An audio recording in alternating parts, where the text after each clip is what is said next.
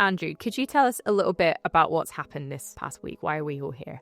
Ross County have changed their manager, is the long and short of it. Don Cowie had been under a lot of pressure from the end of last season. Over the summer, there were question marks for whether he'd continue in his role. He was backed by the board. They said it was a collective responsibility. Chairman Roy McGregor, Chief Exec Stephen Ferguson basically said they hadn't supported Don enough to be successful in his role. They were going to give him a second chance. And here we are, 7 games into the season. Performances haven't really improved, results haven't improved, and it's been decided that enough's enough. And Don left his role by mutual consent last weekend.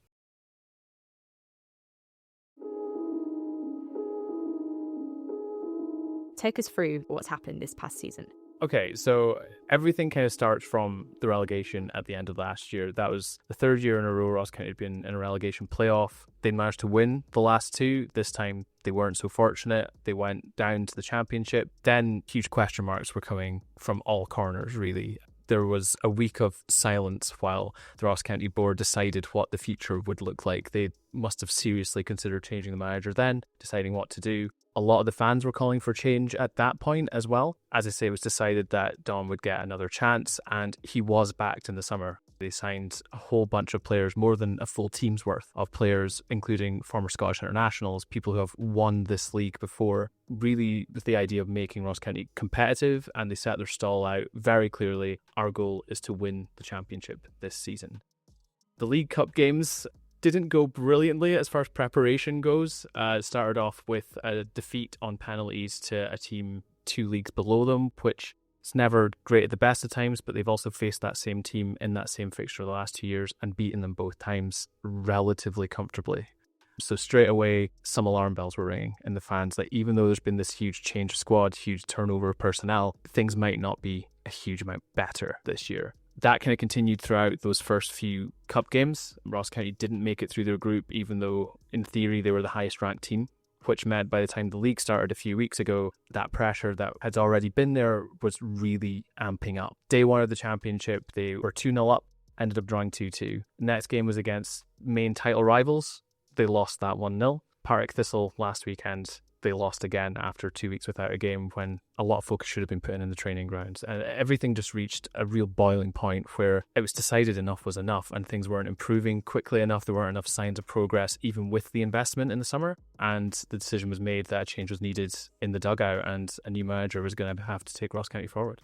Roy had a plan, and that eventual plan was Don Cowie as Ross County manager since he came back as a player for the last time.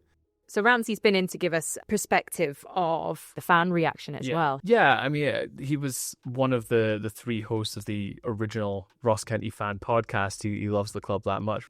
He's been quite vocal over the years online, good and bad, things he likes, things he doesn't like. And we thought it was important to touch base with the supporters. Even though that plan was in place, it just wasn't going right. After having signed all these new players and balancing the squad out a little bit so we could play more exciting football. We tried in the League Cup, we tried in the first game against Airdrie, and then within a couple of games we were back to a back 5, ball 90% of the time up in the air. Awful to watch, doesn't work. Thistle looked so much better than us despite having spent a fraction of the resources. So I was devastated, don't get me wrong. I was really quite upset about it, but you can't really argue with it.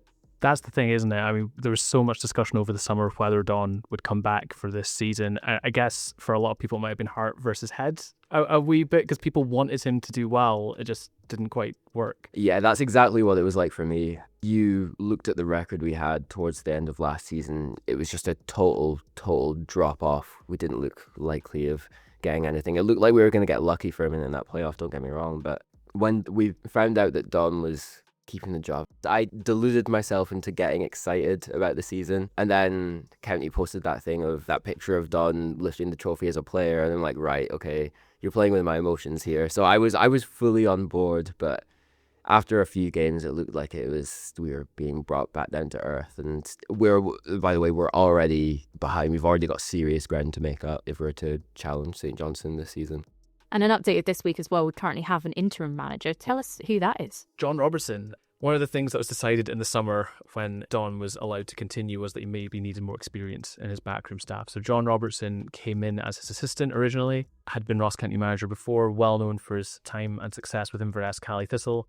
In theory, it was set up perfectly for him to come in, hit the ground running, work with the squad, help improve things, and be that sort of elder statesman a little bit for Don, give him that advice. Bearing in mind, Don's still a very young manager and quite inexperienced for the level that he was at. Now he is the interim manager, as you say, and it's his job to guide the club through at least until they make a permanent appointment. We don't know when that will be. We spoke to John earlier this week and he was anticipating it would be maybe a couple of games that he'd be in charge for, but who knows? A decision could be made sooner than that. It might take longer than that. Interim managers can last for however long it needs to be.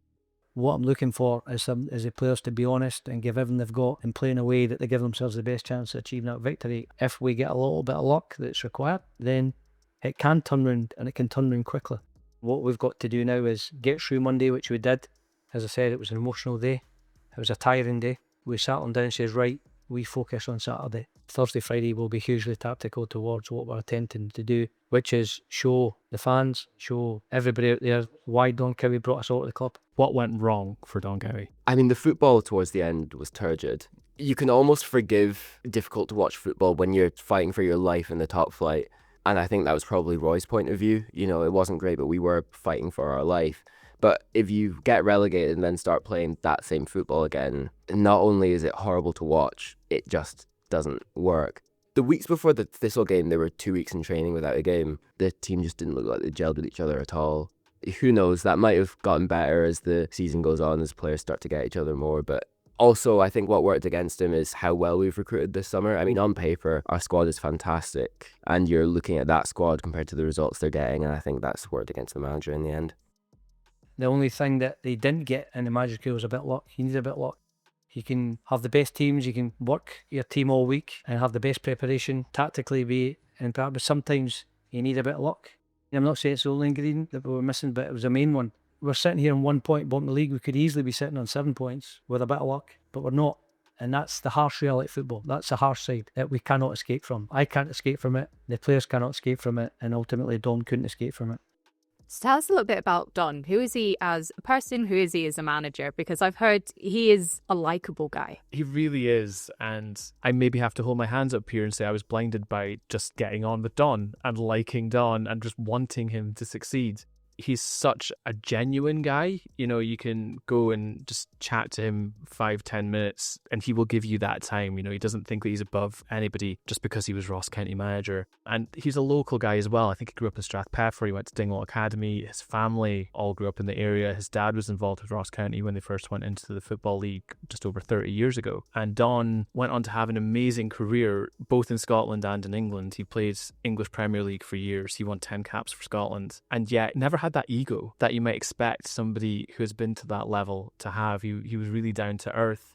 As a person, I think, you know, it's been said so many times over the past few days now he's lost his job. Everyone loves him as a person. It's well known he's a really lovely person. He makes time for everyone. I remember last summer, I had my wee cousin over visiting from America. I took him to County Clack, one of the pre-season games. Don comes over to the pitch at the end of the game and I said hi. I introduced my cousin. He sat and talked to us for like 10 minutes. So just, yeah, lovely person. I'm not sure what he'll be looking to do now, whether he'll take some time out of the game or what he'll do. But yeah, hopefully he, as I said, lands on his feet because he deserves to. Something that surprised me when we gave away the first goal against Thistle at the weekend, he turned around and booted a water bottle, which I've never seen that type of thing from him before.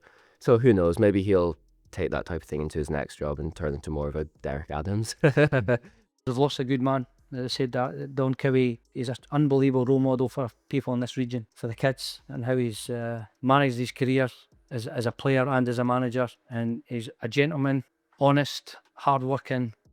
I know it frustrated fans towards the end, but he always stayed calm. I saw that for a long time as one of his greatest strengths. There's a bit of a cliche now in football. You never get too high when it's going well. You never get too low when it's going badly. Don was the absolute epitome of that. He was always very level-headed. Do you think his experience with other managers have kind of moulded the manager that he wanted to be, something that maybe isn't quite seen as often as people might imagine? It's a really good point. He's worked with some of the top managers in the UK. He worked with Brendan Rodgers, who now Celtic manager, but has been at Liverpool, has been at Leicester. Sean Dyche, who's managed in the Premier League for years. Ole Gunnar Solskjaer as well, who people might have different opinions on him, but he was Manchester United manager for a couple of years there. And Malky Mackay, who really took him under his wing when Malky became Ross County manager and tried to prime him for the manager's job at Ross County. There are different styles within that, maybe some a bit more old school, some a bit more new school.